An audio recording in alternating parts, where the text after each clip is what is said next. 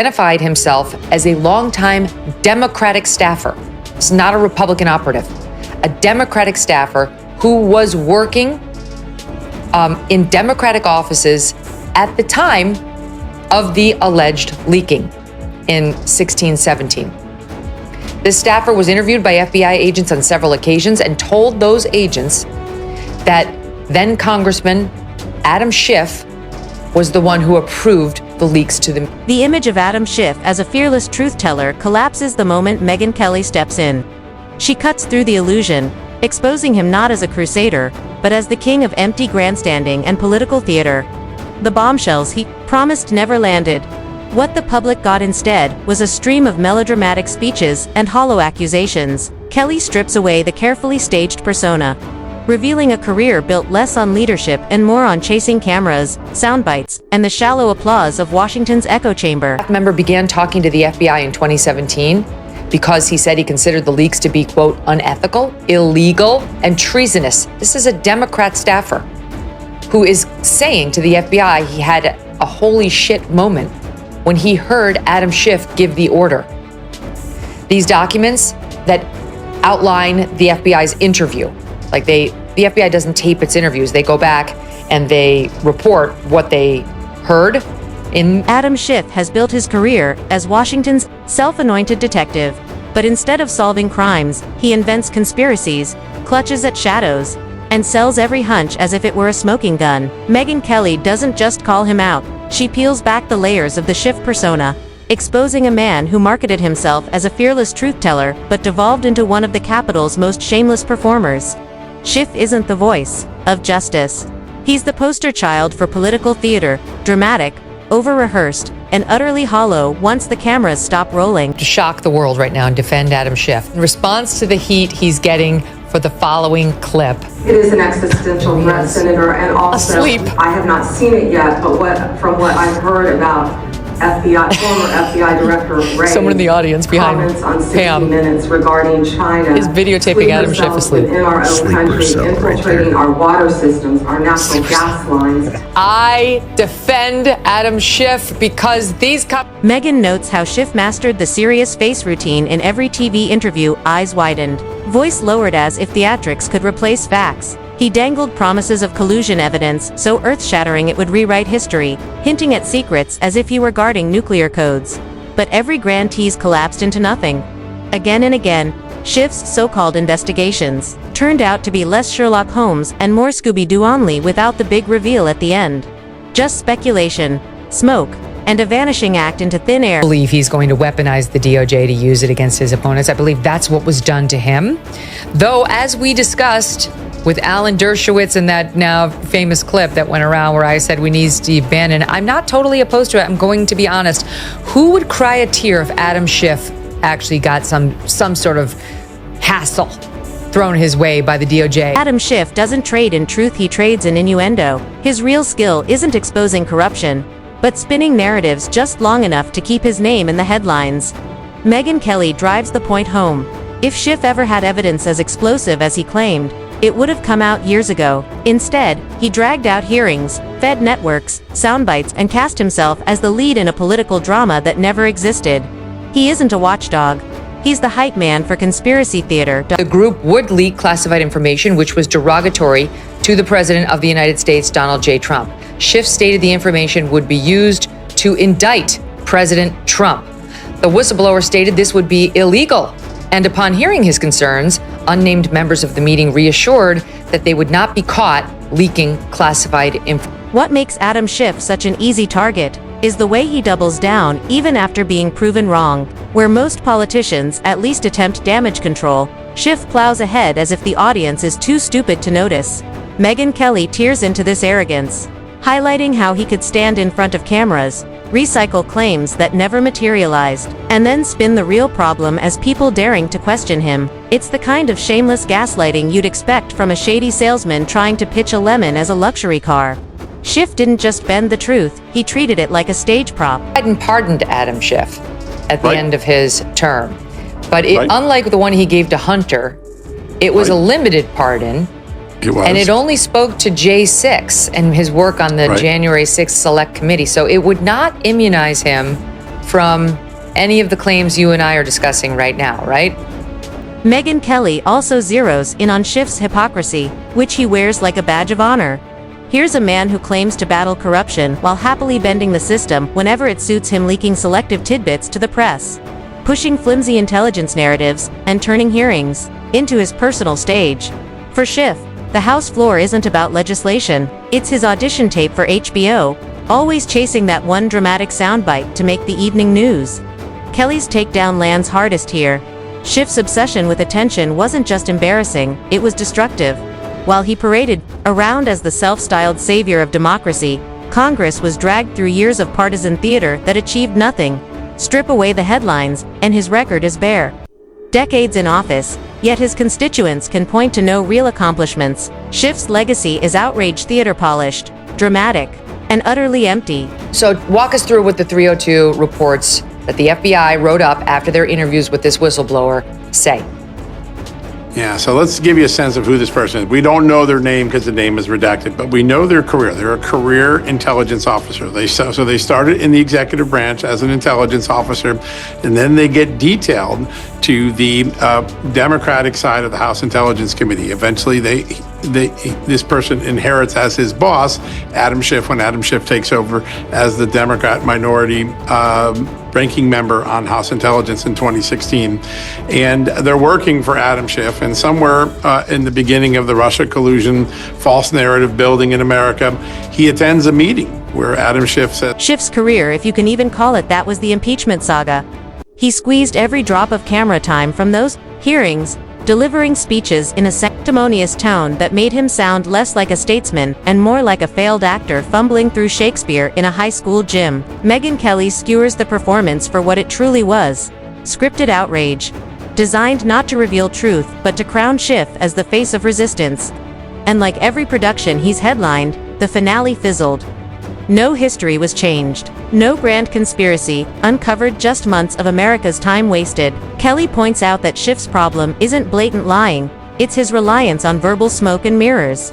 He never says, "I have proof right here."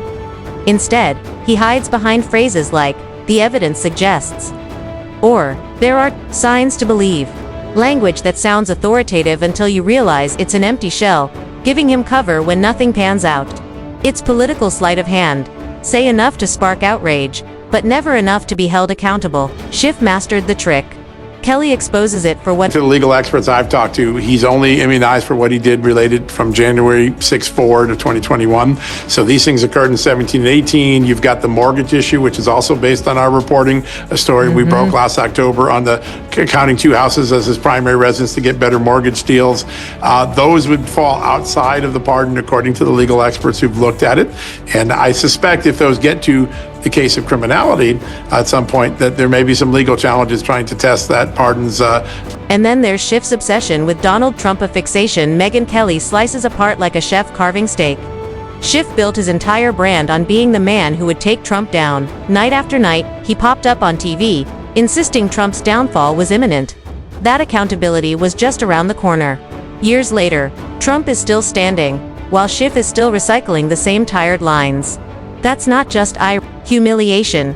His career is now forever tethered to the man he swore he'd destroy, remembered as the politician who barked for years but never bit.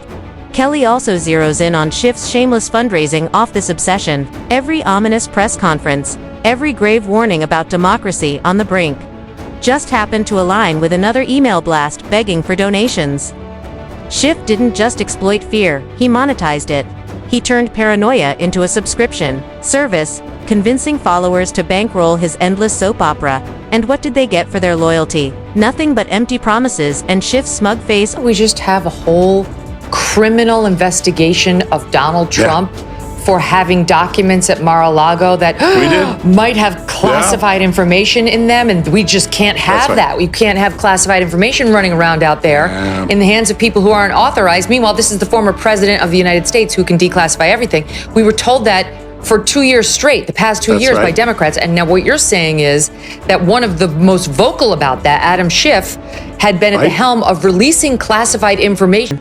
Schiff's defenders like to argue that he's just doing his job, bravely standing up for democracy.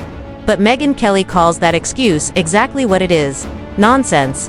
Standing up for democracy doesn't mean dragging the nation through endless show trials that go nowhere. It doesn't mean turning congressional hearings into personal publicity stunts. And it certainly doesn't mean crying wolf so often that when a real threat appears, no one believes it. Kelly roasts Schiff's constant projection 2 warning about misinformation while peddling narratives that never materialize, branding himself as a defender of truth while leaving behind a trail of half-truths, exaggerations, and outright fabrications. Schiff doesn't just bend the rules. He twists them until they unrecognizable, and he does it all with that same smug, self-righteous expression, as if daring anyone to call him Verified allegation of a single former staffer. The alleged conduct would involve criminal and unethical conduct of the highest order, if proven. Your reaction to this news? Well, it's in keeping with my opinion of Adam Schiff. I've been calling him McCarthyite ever since he started in on Trump. And as John pointed out, McCarthy at least there had some communists in the government that he was talking about, although he was irresponsible. Adam Schiff repeatedly came out and said, I have seen documents that indict, that link Trump to Russia, but I can't reveal them to you now, but just you wait, I'm going to reveal them. And of course, we know they weren't there. We know there was nothing there. Now we have this information from the whistleblower, my favorite part of which is when the whistleblower says he objected to the illegal. At the core of Megyn Kelly's takedown is a simple truth. Adam Schiff is a fraud, not in the criminal sense, but in the professional one. He sold himself as a warrior for truth and delivered nothing but theater. He turned serious matters into punchlines, overpromised results he couldn't deliver, and left the public more divided, more cynical, and more exhausted than before. Schiff doesn't strengthen democracy, he cheapens it by reducing it to reality television, and the worst part, he still doesn't get it. Even after years of failed predictions and theatrical flops, he marches onto TV sets with the same misplaced confidence. But history isn't fooled. History has already stamped his legacy. Adam Schiff. The man who cried collusion, the man who turned hearings into Broadway auditions, the man who mistook political theater for leadership. Kelly doesn't just roast him, she obliterates him. She shows that Schiff isn't a watchdog of democracy, but a salesman of fear. Not a truth teller, but a truth bender. Not the hero he pretends to be, but the cautionary tale of what happens when politicians chase cameras. Instead of results. Was reportedly very specific on the details. Like it doesn't sound like a lie because this person had a lot of details when speaking to the FBI. Quote, when working in this capacity, this whistleblower was called to an all-staff meeting by Schiff. In this meeting, Schiff stated the group would leak classified information which was derogatory to the one, and when the curtain finally falls, Adam Schiff won't be remembered as a defender of the Constitution. He'll be remembered as the politician who promised a smoking gun but delivered nothing but smoke. Kelly makes the contrast brutal. Schiff wanted history to cast him as the vigilant guardian of democracy, the man who spotted threats others ignored. Instead, his legacy is the face of political theater gone wrong, a cautionary tale of what happens when ambition outruns credibility. He didn't protect institutions, he weakened them by reducing them to partisan props. That stain won't wash away. Kelly drives it home by mocking Schiff's dependence on television cameras, clinging to them like lifeboats on a sinking ship. While most lawmakers use media to spotlight policy, Schiff used it to inflate his ego, recycling the same baseless lines until repetition itself became his only defense. To him, airtime was currency. The problem was, every appearance also exposed the holes in his story, and Kelly delights in pointing out that, eventually, America whistleblower interview transcripts from the FBI. They're not exactly transcripts, they're FBI write-ups of the interviews that they conducted with a whistleblower who's a self-described Democrat working for the Democrats on the House Intelligence Committee, who worked for them, by the way, for 10 years, who says that he was there in 2017 when he heard Adam Schiff say, we are going to leak classified documents and intel to the media with the hopes of getting done. And then comes the hypocrisy. Schiff built his career condemning others for dishonesty, yet his entire persona was stitched together from exaggerations, selective leaks, and narratives crafted to mislead. Kelly paints him as the politician who pointed one finger while 3 pointed back at him. He wasn't the truth teller, he was the salesman. And once the product failed, the salesman had nothing left. That's why Schiff's credibility today is worth about as much as a Blockbuster membership card.